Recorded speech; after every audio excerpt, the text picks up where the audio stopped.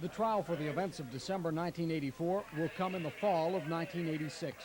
After the highest court in the state unanimously ruled that Bernhard Goetz will have to face attempted murder and assault as well as weapons charges, Goetz attorneys threw in the towel on efforts to delay or defuse the indictment. Basically, I think it's Mr. Goetz's wish to go forward, have a jury hear and see what went on in the subway, and be exonerated.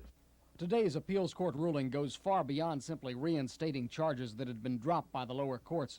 The ruling includes new extensive quotes from Goetz confessions, taped with Goetz' consent by police in New Hampshire after he turned himself in there.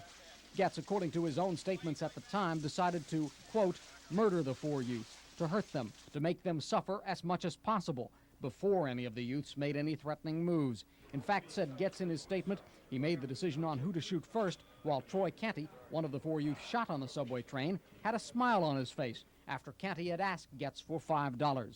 The court decision also refers to Goetz's statement that he shot one youth, Darrell Cabey, after Cabey had fled, and after Goetz had followed Cabey to the far end of the subway car. Cabey was shot in the back after Goetz said, quote, "You don't look so bad, here's another." There's no way a jury in this country, unless there are 12 Klansmen on that jury, could say that action was motivated by some self-defense.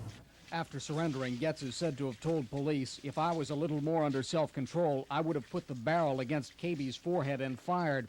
If I had more bullets, I would have shot them again and again and again." Darrell Cabey, who is paralyzed, and his mother issued a statement. To put it in a word, they're overjoyed. She said, after a lot of prayer, our prayers have finally been answered. Mr. Goetz, who's been walking the streets proudly as a hero, will have to answer for the actions he took, which placed my son in a wheelchair for the rest of his life.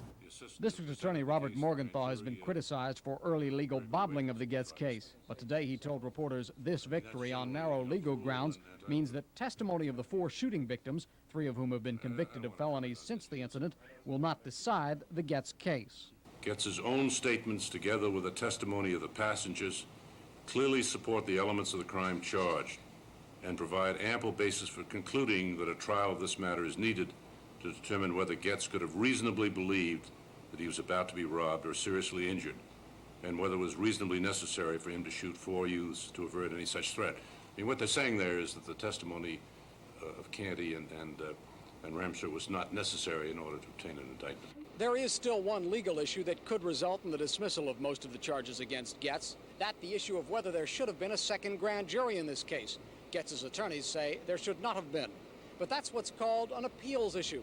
That means it won't be decided by a judge until after the case is heard by a jury. The trial is expected to begin September the 2nd. In the trial, Goetz faces a maximum of 15 years in jail. I'm Dave Browdy, Channel 5 News, at the District Attorney's Office in Lower Manhattan.